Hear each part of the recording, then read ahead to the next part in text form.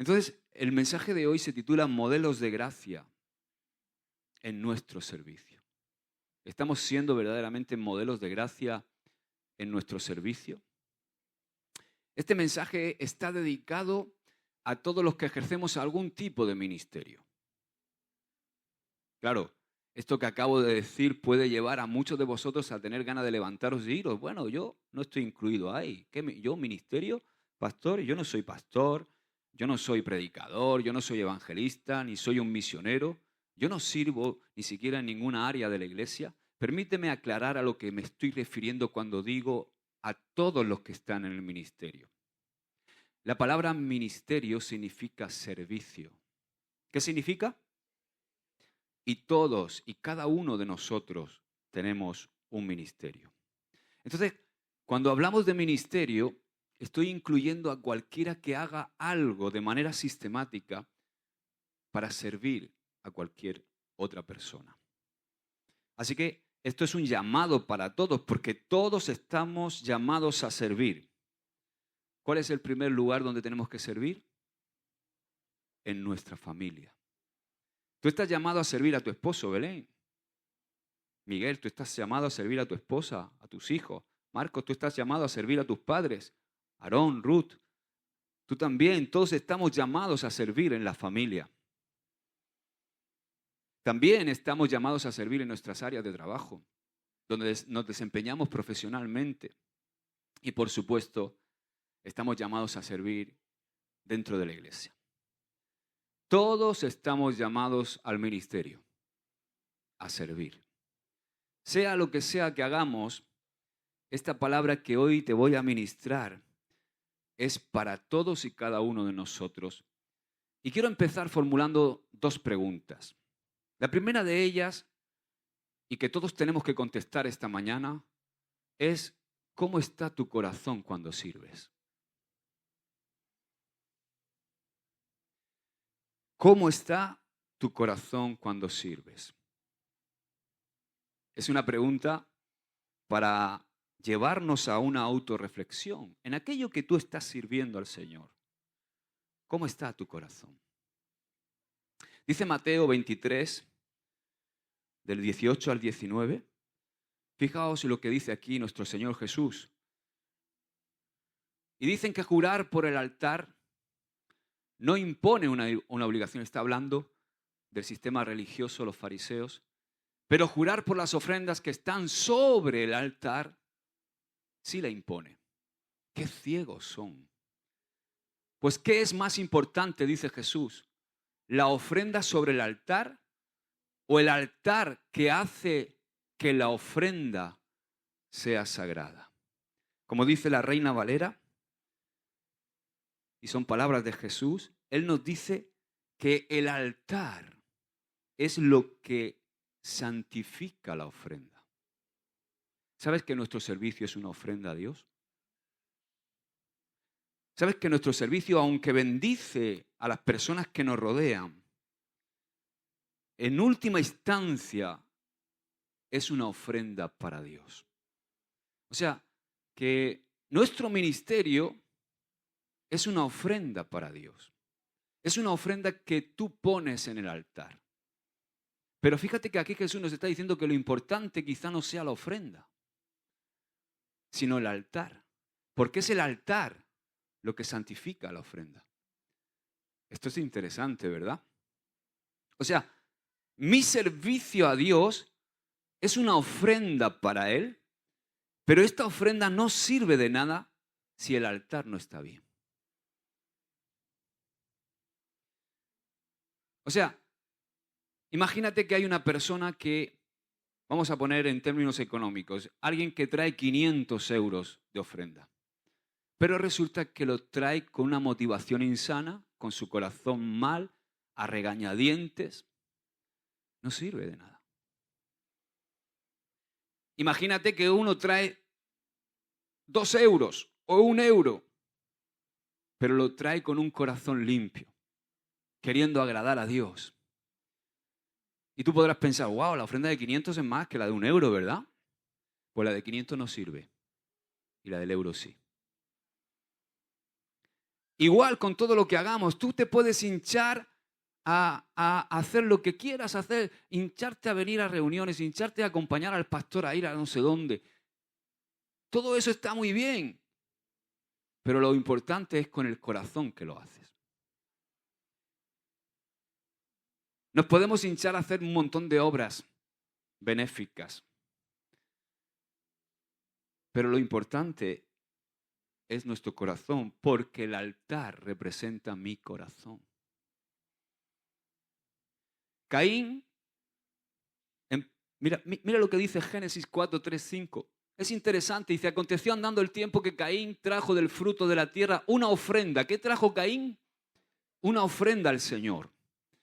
Y viene su hermano Abel y trajo también de los primogénitos de sus ovejas. ¿Sabéis que Caín era agricultor y Abel era pastor, ¿no? O era ganadero. Dice, Abel trajo también de los primogénitos de sus ovejas, de lo más gordo de ellas. Y miró Jehová con agrado a Abel y a su ofrenda, pero no miró con agrado a Caín y a la ofrenda suya. Muchas veces hemos pensado que Caín trajo una ofrenda que era una birria. No. Caín trajo una buena ofrenda. Estoy seguro de ello. Caín trajo una ofrenda muy buena, igual que la de Abel, pero aquí hay algo muy interesante, y es que aquí dice que y miró Jehová con agrado, ¿a quién? A Abel. ¿Y qué miró después? Su ofrenda. Pero no miró con agrado, ¿a quién? A Caín. Y después a su ofrenda. Es interesante porque Dios mira primero a la persona antes que a la ofrenda. Dios mira antes el corazón, la intención de tu corazón, el cómo tú haces las cosas. ¿Cuál es la intención? ¿Con qué corazón lo estás haciendo? Como dice Ezequiel, os daré un nuevo corazón. Quitaré de vosotros el corazón de piedra. Dile al que tienes al lado, las ofrendas con corazón de piedra no sirven. Las ofrendas que sirven son las que se dan con el corazón nuevo que Dios nos da.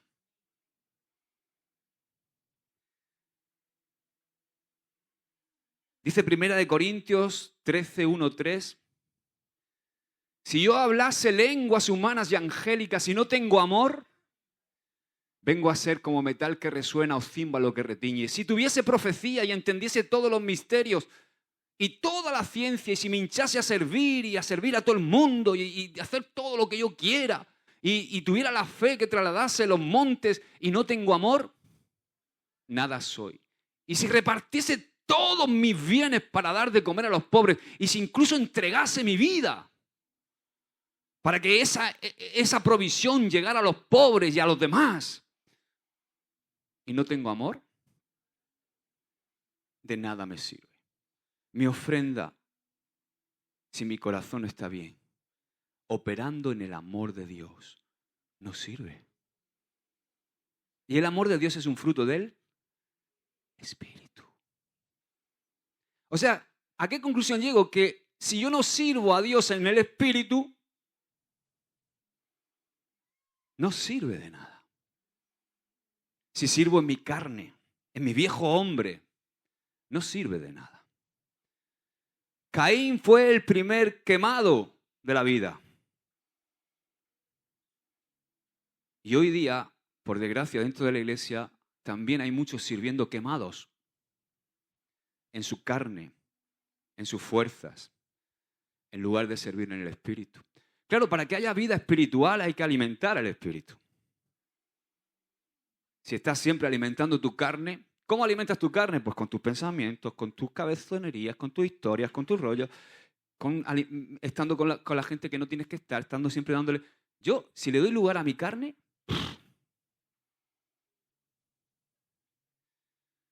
Dile al que tienes al lado, el dominio propio es lo único que echa el demonio propio.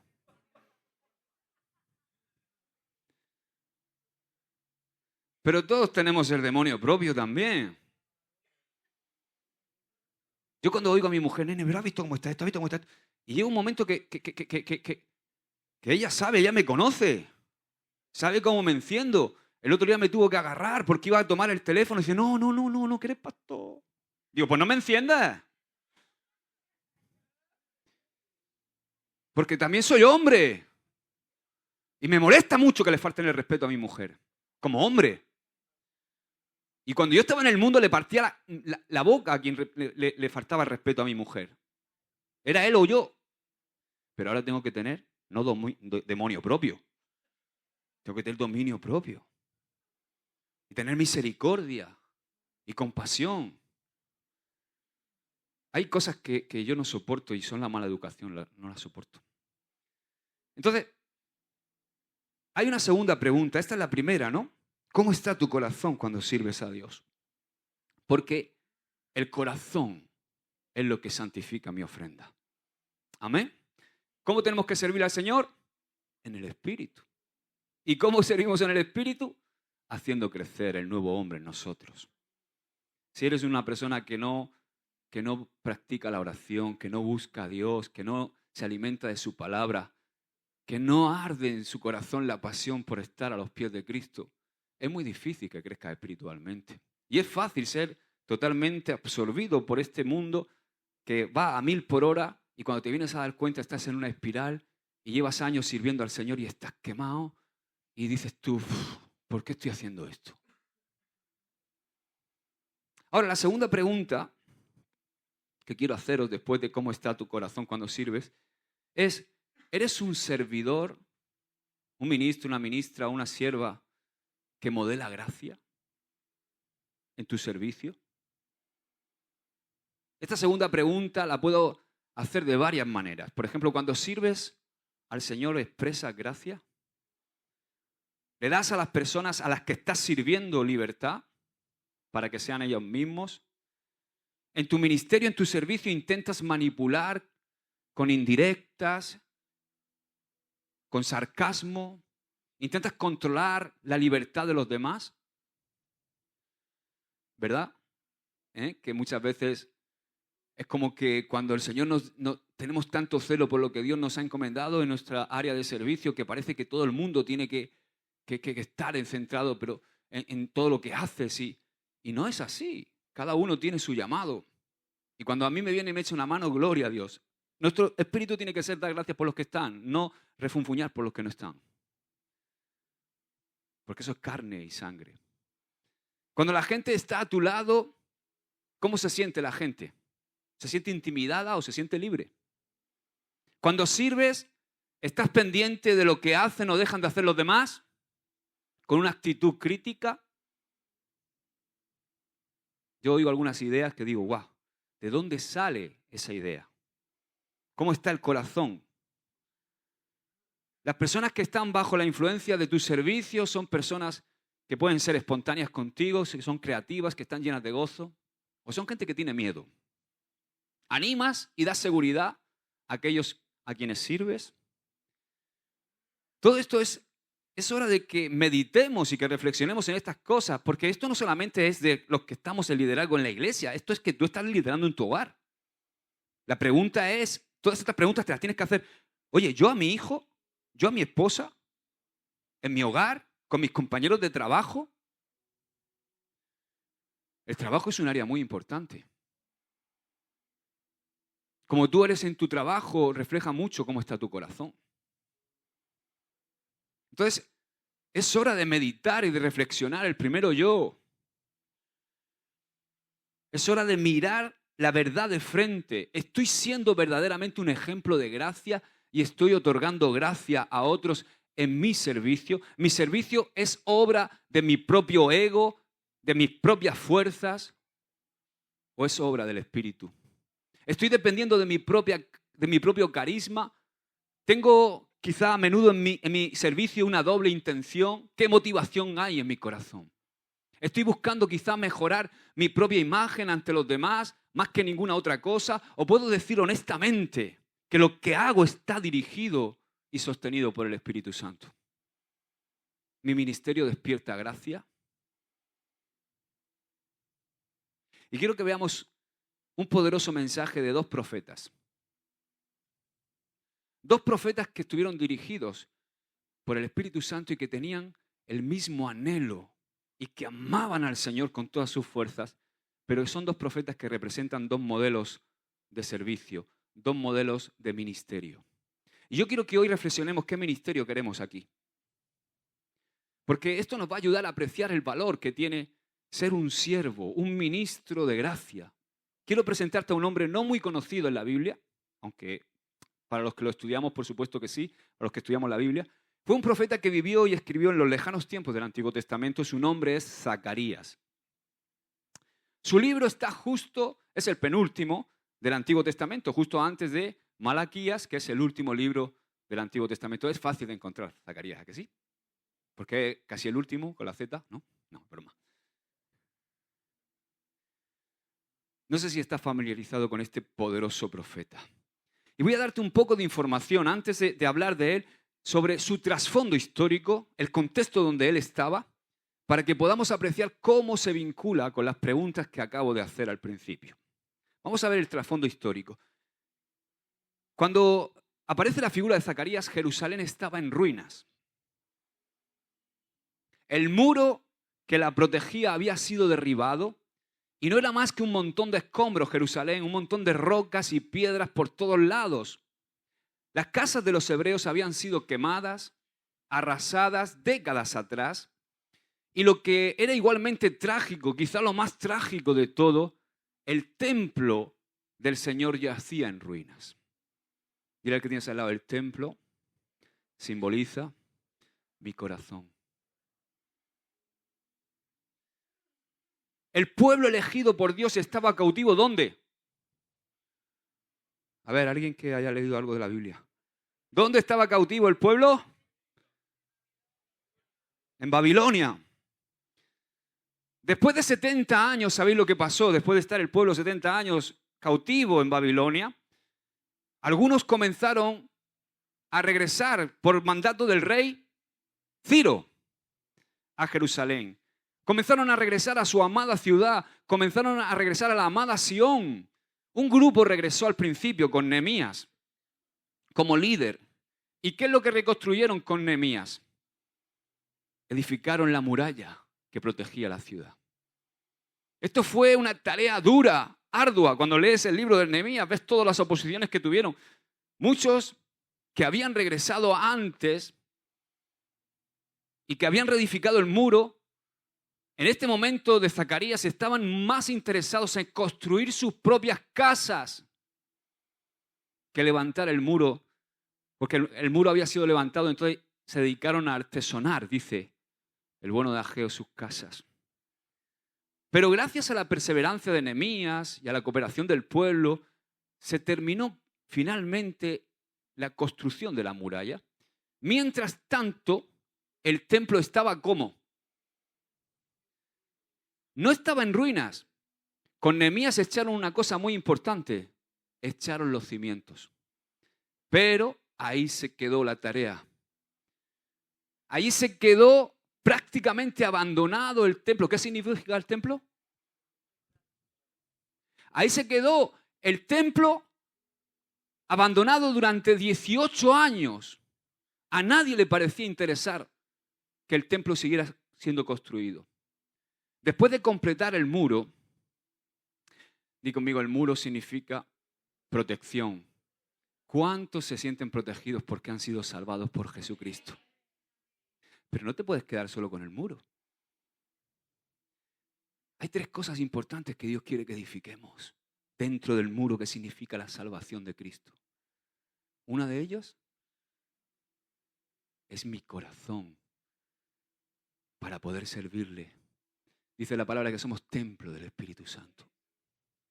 Y por supuesto Dios también está interesado en que nosotros podamos vivir una vida hermosa, que tengamos tiempo para darle lugar a nuestras cosas, a la familia, a nuestros hogares. Pero cuanto falta algo se desbalancea todo.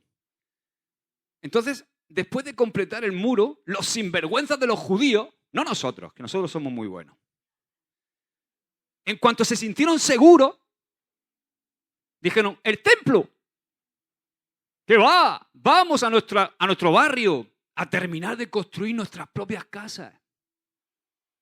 18 años. El muro que protegía la ciudad estaba terminado, pero el templo no lo estaba.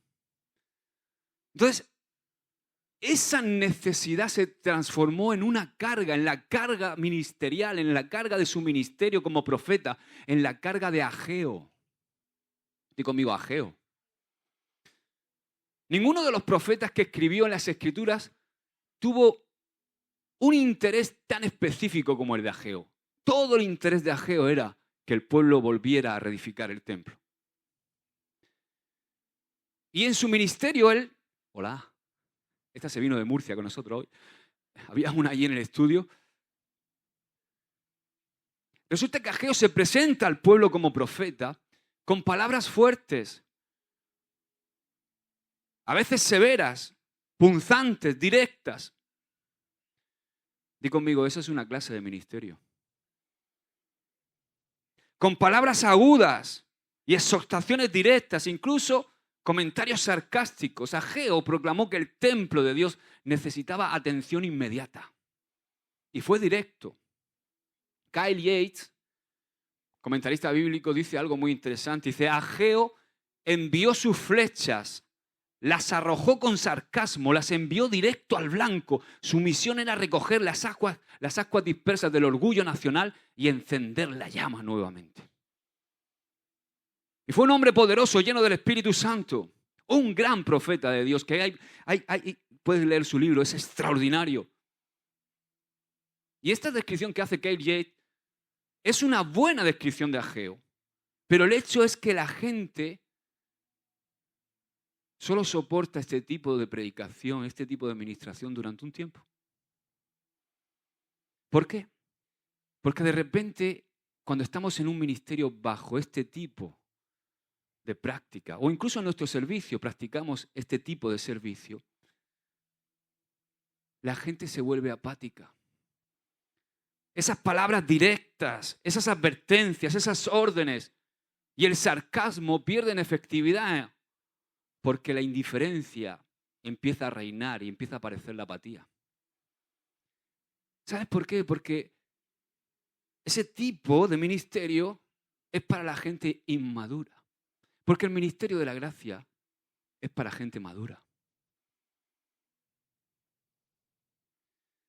Gente que entiende la gracia y que siente la demanda alta, elevadísima que la gracia tiene. Por eso el templo siguió sin terminar. A pesar del fuego, a pesar de la pasión de Ageo, a pesar de que era un hombre de Dios poderoso, a pesar de su exhortación, de sus amonestaciones, ¿cómo siguió el templo? Empezaron, sí, hubo un despertar, porque esta predicación tiene fuerza, este tipo de ministerio tiene fuerza, y al principio empezaron. Es como que aserró sus conciencias, empezaron. ¿Sabéis quién era el gobernador en todos estos turbulentos tiempos? Zorobabel. Y Zorobabel tuvo la tarea, como gobernador, de completar la construcción del templo. ¿Y qué hizo Zorobabel? Por supuesto, Zorobabel hizo una cosa muy inteligente y es acudir a los profetas. ¿Para qué? Para que los profetas motivaran al pueblo para entrar en acción. Ageo hizo lo que pudo y empezaron bien, pero resulta que Ageo no fue suficiente. Y quizá nosotros hemos estado expuestos por muchos años a un tipo de ministerio parecido al de Ageo, directo, con exhortaciones. Pero a veces veo que parece que no es suficiente. Fue necesario otro profeta que Dios puso en escena después de Ageo. Y este profeta se llamaba Zacarías. Zacarías tenía exactamente el mismo celo, el mismo espíritu que Ageo, la misma visión que Ageo, pero tenía un estilo muy diferente de comunicarse con el pueblo. Mientras que Ageo había sido severo y punzante en sus amonestaciones, el enfoque de Zacarías era más amable. Como diríamos, era más fácil de llevarse bien con Zacarías. Dice Kyle Yates escribe lo siguiente de Zacarías. Dice, una situación grave con la pérdida de las cosechas y la aparente ruina retó al pueblo judío que había respondido al llamado de Ageo para edificar la casa de Dios. Bajo la presión del desaliento y la necesidad que enfrentaban, les resultó fácil tirar la toalla. El martilleo franco y prosaico que Ageo usaba surtió efecto, pero era necesario encontrar una nueva voz para animarlos a tener el tipo de entusiasmo que les mantendría trabajando hasta la línea de meta. Zacarías vino al rescate para suministrar la ayuda necesaria, porque Zacarías no reprende o regaña ni condena al pueblo, sino que con llamativos colores y vívida imaginación, él pinta radiantes imágenes de la presencia de Dios para fortalecer y ayudar a aquellos que tenían que edificar el templo, con palabras de inspiración que fluían de sus labios. Entonces, no sé si estás viendo aquí los dos tipos de ministerio, en Ageo y en Zacarías.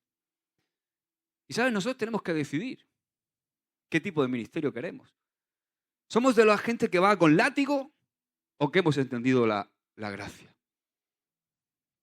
¿Sabes que el pastor tiene dos elementos muy importantes? Tiene la vara y tiene el cayado. Yo hace años que elegí ser pastoreado con cayado.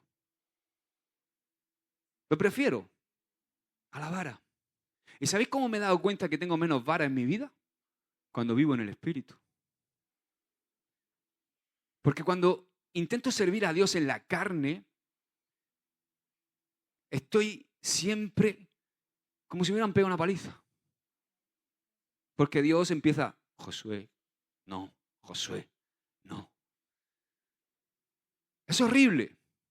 Es insoportable servir a Dios. Yo no entiendo cómo algunos pueden llevar años sirviendo a Dios en la carne. Se hace insostenible. ¿Y sabes qué pasa? Que al final no transmitimos gracia. Transmitimos quemaera. ¿Lo he dicho bien? Quemaera.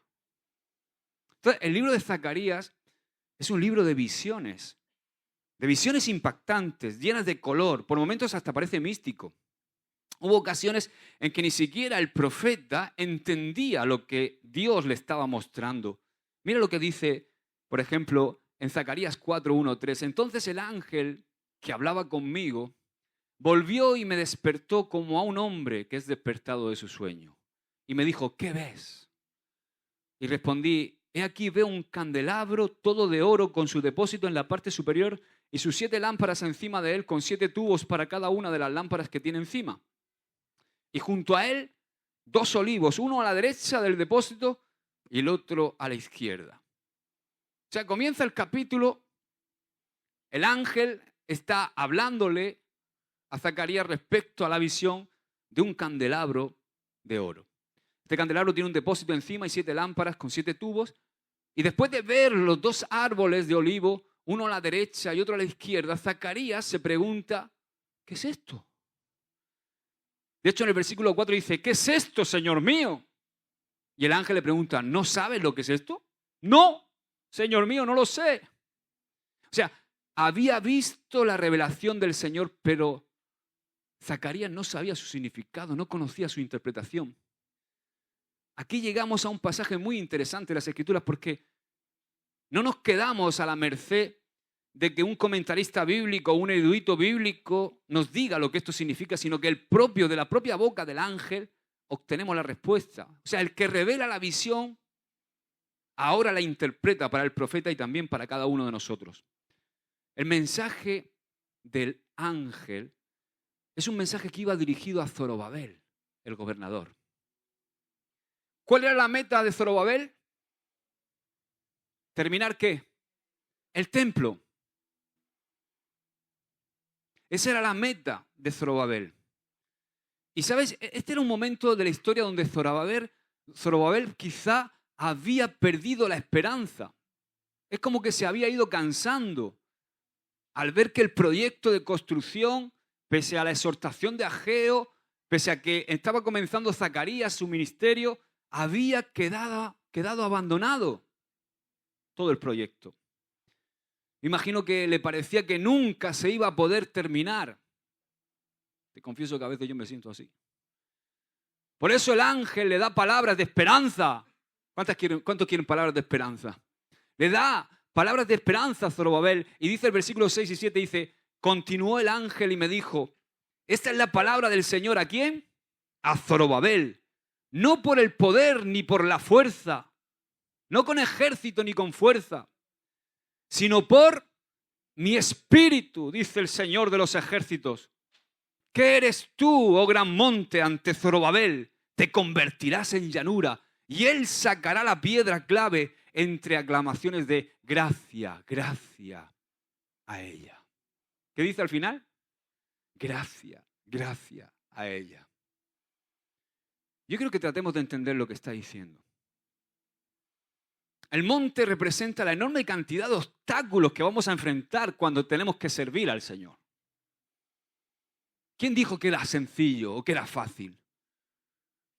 Muchas veces nos cansamos de servir, porque tenemos un cuerpo, estamos sujetos a un cuerpo que a veces se cansa. Pero ahí es donde entra el Espíritu de Dios. Ese espíritu que te da fuerzas como las del búfalo, que te hace remontarte como el águila. Hay momentos donde uno no puede, pero es el Espíritu el que te impulsa. Porque tienes el corazón de Jesús. Pero es cierto que hay montes, hay obstáculos que enfrentamos. Y muchas veces pensamos, ¿hasta cuándo, Señor, te voy a servir? Y si el Señor está arriba y dice, siempre. Pero no lo hagas así, hazlo con esta capacidad que yo te doy, que es mi espíritu en ti. Porque mi yugo es fácil, mi carga es ligera. Pero si no llevas mi carga y mi yugo, es ardua y dura y cansa. Además, hijo, ¿sabes cuál es la recompensa de servir bien? Servir más. No descansar. Porque Él dice que si eres fiel en lo poco, así que si no quieres mucho, no quieres servirle mucho al Señor, no seas fiel. Porque si eres fiel te va a dar más. No te va a dar más descanso. El descanso es hacerlo en el Espíritu. Entonces, un monte era, por ejemplo, en este tiempo, en este contexto, la actitud del pueblo, que estaba apático después de años del ministerio de Ageo. Estaban apáticos tanto dentro de Jerusalén como fuera. Los de fuera de Sion se oponían al proyecto. Los que habían vivido bajo el estilo, entre comillas, severo y las palabras punzantes y penetrantes y exigentes de Ageo, estaban cansados, estaban bastante indiferentes. Además de esto, el monte también incluía la generación anterior, envejecida y cansada. ¿Os suena de algo de la generación anterior que empieza, pues yo creo que esto, pues no, esto ya no nos corresponde a nosotros? Dejación de funciones. Estuvimos, pero ya no estamos. Esto ya no es esto ya no depende de nosotros. Gracias a Dios, aquí no han venido eso. Amén.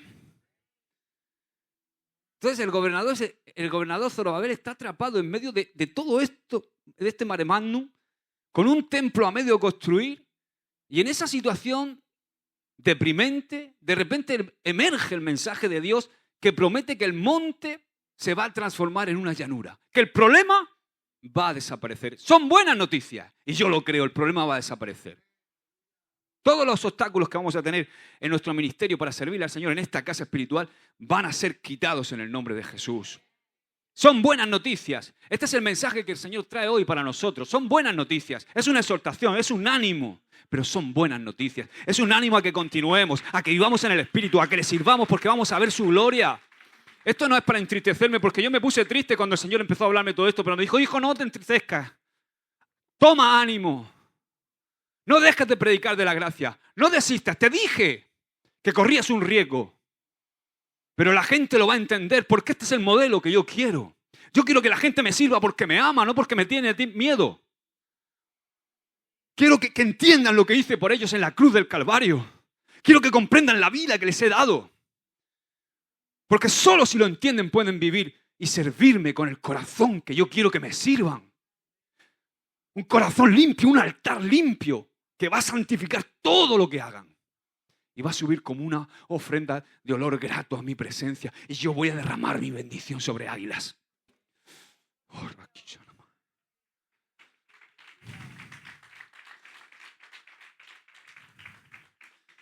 No tienes que preocuparte por los obstáculos. Es lo que le estaba diciendo a Zorobabel. En otras palabras, no necesitas gritar más fuerte ni ser un dirigente que se aflige y que le grita a la gente. Lo que necesitas, Zorobabel, es confiar en el Señor, confiar que Dios está obrando. Así que Zorobabel, no se te ocurra exhibir toda clase de talentos humanos o habilidades humanos.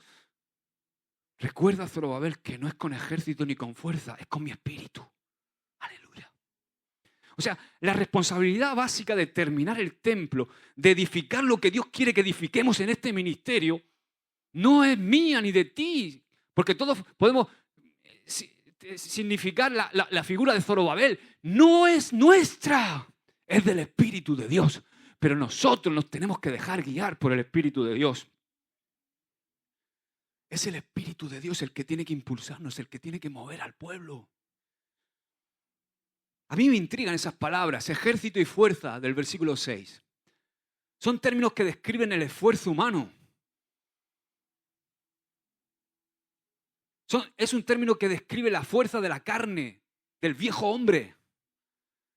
Y todos, escúchame, todos somos culpables. Yo el primero de haber intentado hacer la obra, en alguna ocasión, la obra de Dios, en base a mi propio esfuerzo, a la carne, incluso con mis mañas, di conmigo, mis mañas humanas. Theodor Leitch, en su concienzudo trabajo titulado Los profetas menores, dice: las dos palabras hebreas poder y fuerza denotan fuerza interior, poder inherente, valentía, fortaleza, así como la mano de obra o un gran número de soldados. Eso es lo que significa. Significa también riquezas, líderes, organizaciones coordinadas, buenos sistemas financieros. Todo eso es lo que significa la fuerza humana. Ahora, la obra de Dios, la construcción de su templo, el crecimiento interior, la expansión de su iglesia, no se puede llevar a cabo por simples medios humanos. La fuerza y la sabiduría humana por sí solas fallarán tarde o temprano. Mi espíritu tiene que hacerlo, dice el Señor.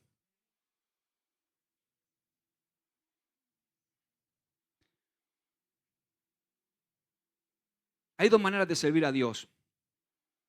Con un corazón perverso, di conmigo la carne, o con un corazón limpio, el espíritu.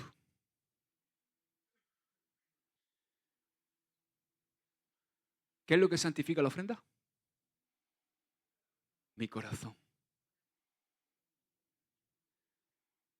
De nosotros depende colocar nuestra ofrenda en nuestro viejo corazón perverso o colocarla en un corazón lleno de la presencia del Espíritu de Dios.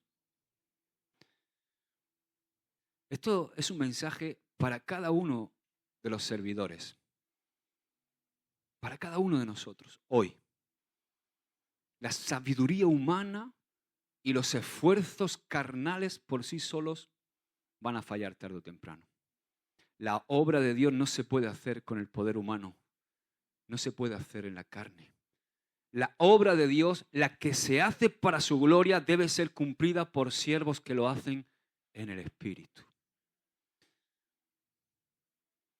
¿Qué pasa? Que muchas veces al enfrentar obstáculos en nuestro servicio a Dios, al enfrentar esos montes de los que habla, que hay en cada uno de nuestros ministerios y servicios, tenemos que apoyarnos en la carne para lograr nuestras metas. Y ahí es donde aparece el orgullo, aparece un montón de cosas, hay un montón de estrategias que hacemos para hacernos ver, para de alguna manera reclamar y manipular. Imaginaos que yo fuera un pastor así, ¿no? No quiero ser así. Me repugna. Yo quiero un pueblo sabio, un pueblo entendido, un pueblo maduro, un pueblo que sabe a quién le sirve, que ama al Señor, que se siente deudor por todo lo que Dios ha hecho. Ese es mi sueño. Porque ahí es cuando todo fluye. Ahí es cuando estamos enyugados con Cristo. Ahí es cuando la carga es ligera. Ahí es cuando hay un llamado y la gente dice, no, esto no es para agradar a un pastor ni para agradar al otro, sino esto es para servir a Dios, quien me salvó, quien me ha dado la dignidad, quien me da la vida, quien me da todo lo que tengo. Entonces ahí ya no aparecen las manipulaciones, porque a veces la manipulación y los métodos humanos surten efecto. Si yo te intento manipular a través de la culpabilidad, a través de que te sientas mal, con malos gestos, con palabras punzantes, con el opinómetro,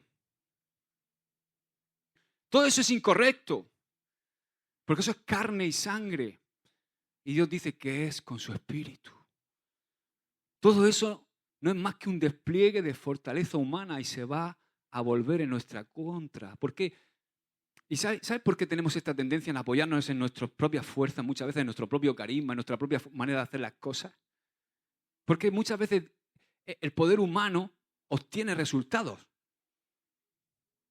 O sea, a ver si entiendes lo que te quiero decir. El Señor me dijo a mí, Josué, yo no quiero que en tu ministerio la gente que sirva a tu lado lo haga porque tú la manipulas, porque tú la oprimes, porque tú le estás con la vara todo el rato.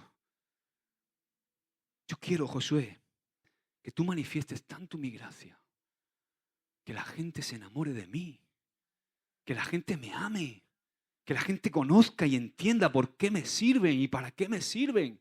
Que descubran la maravillosa capacidad que a través de mi gracia yo les he dado, que he puesto mi Espíritu Santo en ellos, en su templo, en el templo de su corazón, que los he llenado de mi gracia, que los he llenado de mi capacidad, que les he dado un nuevo hombre, una nueva mujer para que me sirvan, para que estén apasionados por mí.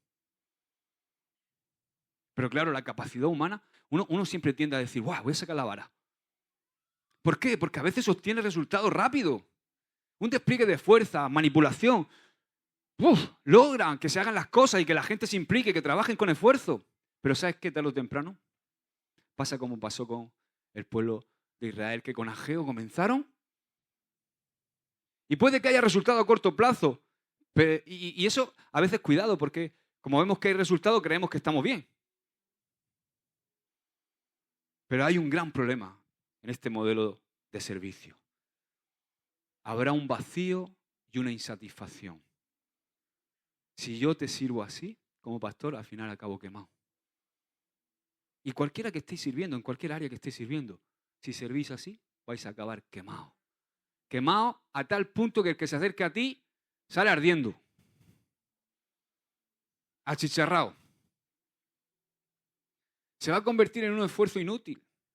La obra de la carne no será más que hojarasca en la eternidad. ¿Sabías eso? O sea, como hemos leído ahí en 1 Corintios 3, puedes hacer lo que te dé la gana, hasta dar tu vida. Pero si no lo haces en el Espíritu, hojarasca. Las obras de la carne no computan porque provienen de un corazón perverso. Así que no esperes loores, no esperes una palmadita en la espalda cuando llegues al cielo por todo lo que has hecho en la carne.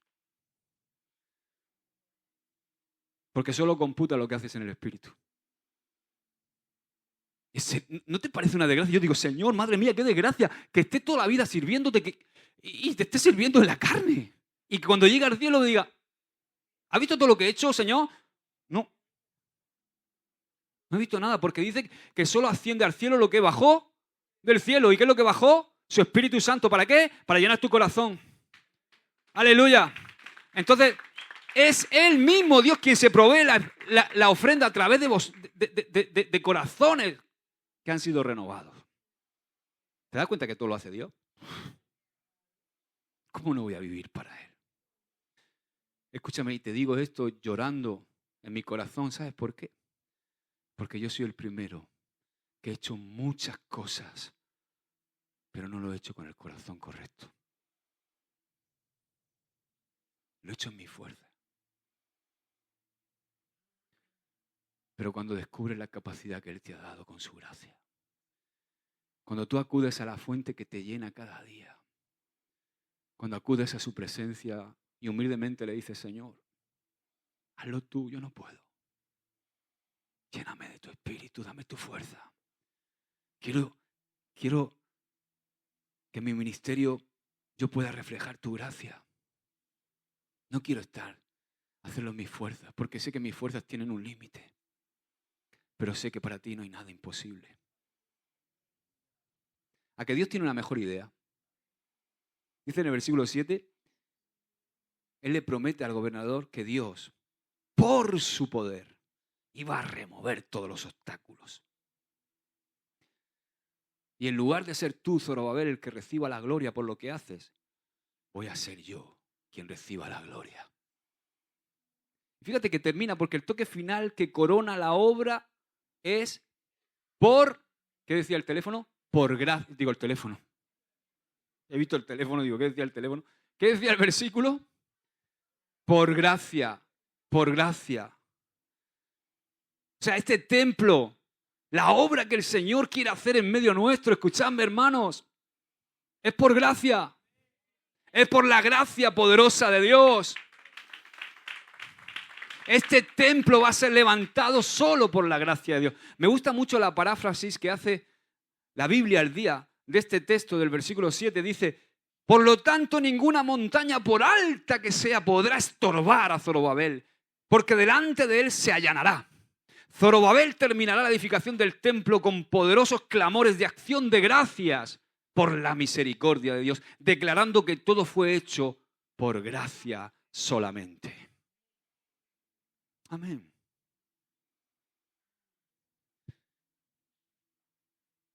Y termino con estas preguntas, a la luz de esto que acabamos de ver. Mi pregunta era, Señor, ¿por qué a veces con tanta facilidad nos apoyamos en ejército y en fuerza, en lugar de descansar en tu espíritu?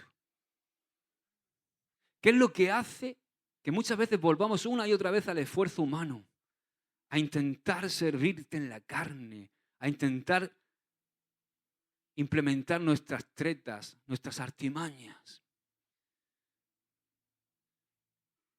¿Por qué tenemos esta lucha? Porque nos falta devoción. Le dice Pablo a Timoteo, le dice, entrénate en la piedad. Eso es lo que nos falta a veces. Nos falta intimidad con Dios, comunión con Dios, búsqueda de Dios. Y cuando nos pasa eso, hacemos las cosas por inercia, pero no lo hacemos con el corazón de Dios, porque nos desconectamos de Él. Es como salir a hacer todo sin Él. Es como, imagínate, Juan, que tú tienes un súper amigo que te pueda ayudar a todo lo que vas a hacer en el día. Y además lo hace mejor que tú. Imagínate que yo tengo que hacer una mudanza mañana. Yo tengo a ese súper amigo, ¿no? Que va a hacer que la mudanza sea un deleite. Pero entonces yo tengo ese súper amigo, pero como no tengo relación con él, lo dejo ahí. Por la mañana digo, Señor, que voy a la mudanza. Estoy desesperado, voy a la mudanza, no hay nadie para que me ayude en la mudanza. Míralo, en la playa. Pero entonces te vas. Y el Señor dice, pero si yo te puedo ayudar con la mudanza, oye, llévatelo. Y entonces, ¿qué pasa? Que las cajas pesan menos cuando el Espíritu Santo está contigo. Hazlo con gozo, con alegría, hazlo con la manifestación del Espíritu en tu vida. Hazlo con gozo, con amor, con paz, con paciencia, con bondad, con benignidad, con mansedumbre, con fe, con dominio propio, no con demonio propio.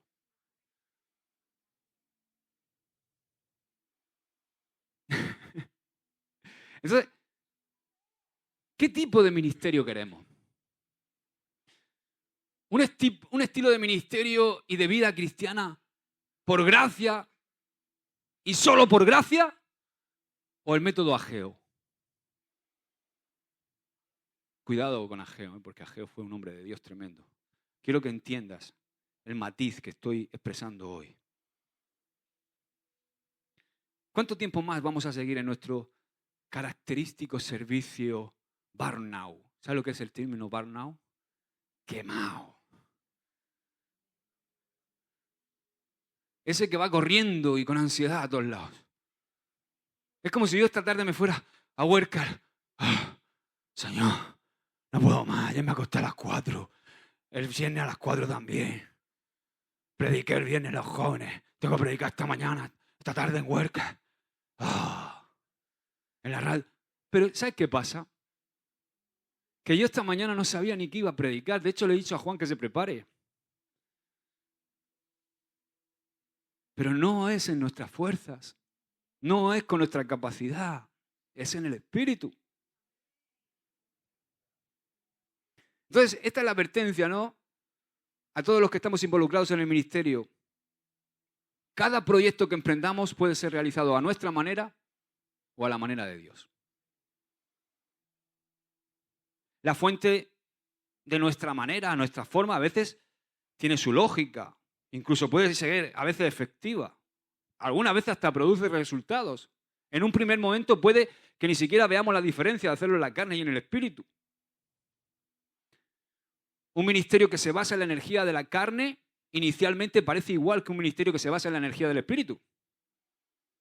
Pero internamente, espiritualmente, en el nivel de la motivación, sabemos que no fue Dios quien lo hizo, sino que fuimos nosotros que lo hicimos. Entonces, ¿qué pasa? Que no hay gloria en sentido vertical. La ofrenda no sube. Y lo que es también trágico, que nos convertimos en alcahuetes o alcahuetas, que no manifestamos gracia horizontal tampoco. ¿Estás entendiendo, verdad? Entonces, si nosotros estamos sirviendo, si somos siervos de esta casa, de esta iglesia, tenemos que evitar el poder y la fuerza humana. Tenemos que darle tiempo y lugar a nuestra vida en el Espíritu. Amén. Te puedo asegurar que si lo hacemos vamos a ver la gloria de Dios.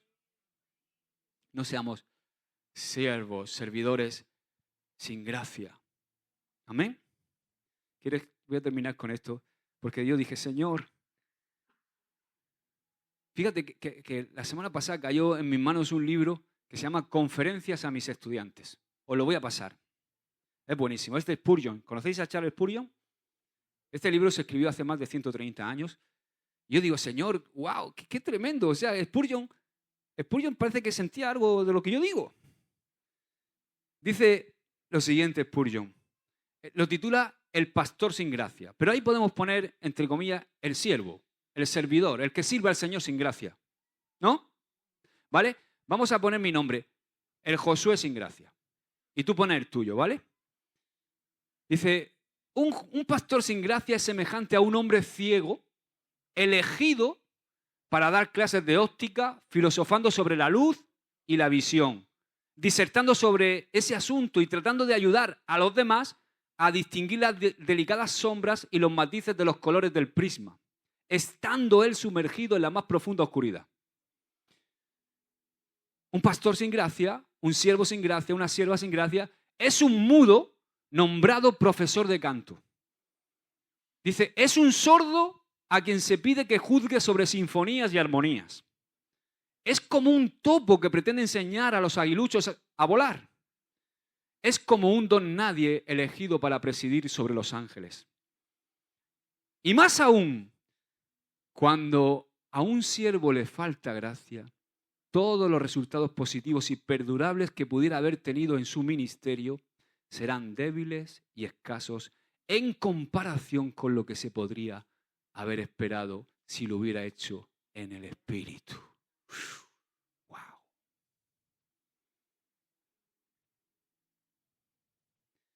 La gran pregunta final, ¿estamos sirviendo en el Espíritu? Porque si lo hacemos vamos a modelar la gracia de Dios. Amén. ¿Cuántos quieren servirle al Señor en el Espíritu? Hay mucho que hacer, pero tenemos que hacerlo bien. Mi padre siempre me dice eso, desde que soy así. ¿Cómo dice el abuelo Eusebio? Hay dos formas de hacer las cosas. ¿Bien o mal? Claro, es un hombre de Dios, pastor, y siempre lo ha dicho, y yo nunca lo entendía, hasta que me entendí que hay dos formas de hacer las cosas. ¿En la carne o en el espíritu? Claro, pues yo cuando me decía eso, decía, pero si hay un montón de formas de hacer las cosas, ¿no? No puede haber dos solo. Pero él quería decir eso, ¿no? Se puede hacer en el espíritu o en la carne. Claro, la obra es diversa, pero se puede hacer en el espíritu o en la carne. Ponte de pie. Padre, gracias por tu palabra, Señor. Yo la recibo, Señor. La recibo, Padre, y tú sabes cómo yo anhelo, Señor, que en este lugar, que en esta congregación seamos un pueblo, Señor, que vive en el Espíritu, que te sirve en el Espíritu. Porque cuando te servimos en el Espíritu, desaparece la queja, desaparece la crítica, desaparece todo eso, Señor, que es parte de nuestra carne. Es duro servirte en la carne, Señor. Yo lo he experimentado. Te produce un hastío. Al final acabas no entendiendo ni siquiera lo que estás haciendo. Porque cuando servimos en la carne nos estamos sirviendo a nosotros mismos, sin darnos cuenta. Pero cuando te servimos en el Espíritu, nos convertimos en una ofrenda para ti, Señor. Nuestro corazón santifica la ofrenda, Padre.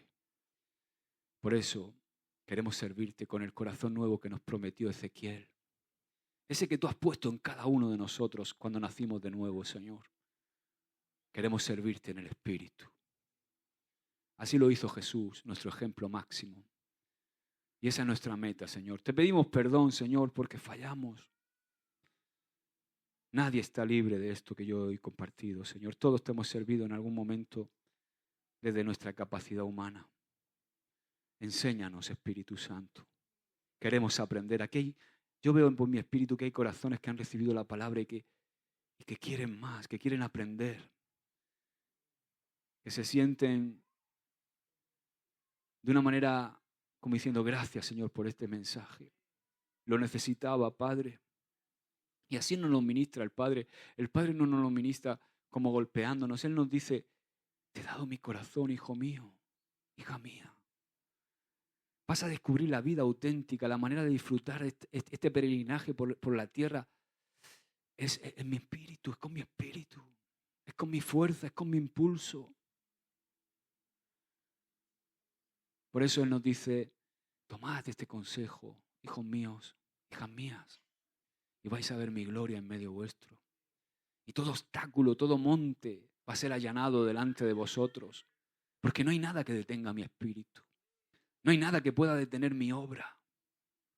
Las obras de los hombres, como dice el profeta, los jóvenes se cansan, pero aquellos que confían en el Señor levantarán sus alas como las águilas, se remontarán y serán aquellos que lleven a cabo mi obra, dice el Señor. Gracias, Padre, por tu palabra. Me humillo delante de ella, Señor, y te doy gracias en el nombre de Jesús. Amén. Y amén. Amén. Que Dios te bendiga. Te amo mucho. Adelante.